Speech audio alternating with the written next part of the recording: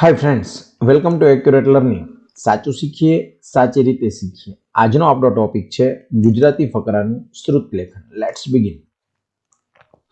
વિદ્યાર્થી મિત્રો, સૌપ્રથમ આ ફકરો હું વાંચું છું, તમારે ધ્યાનથી સાંભળવાનું છે. ચાંદા મામા નીચે ઉતર્યા. આ વખતે એક હાથી આવી રહ્યો હતો. ચાંદા મામા હાથી ઉપર બેસી ગયા. હાથી તો ગભરાઈ ગયો, દોડવા લાગ્યો. ચાલો હવે આપણે આ ફકરાનું શ્રુત લેખન કરવાનું છે, એટલે કે સાંભળીને લખવાનો છે. ચાલો લખો તમારી નોટબુકમાં.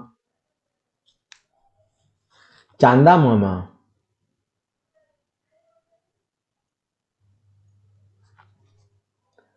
નીચે ઉતર્યા.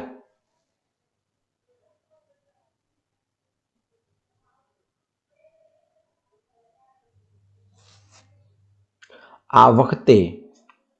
ચાંદા મામા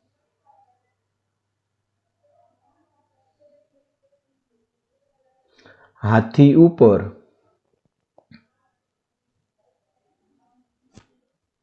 બેસી ગયા.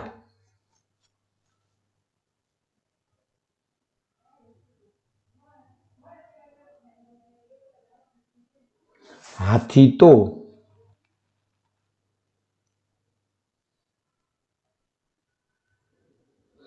ગભરાઈ ગયો.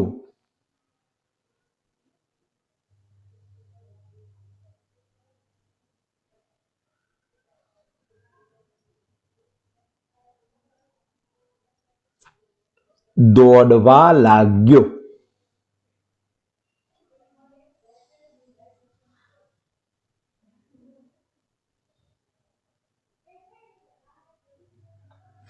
ચાલો હવે આ ફકરો હું ફરીથી એક વખત વાંચું છું.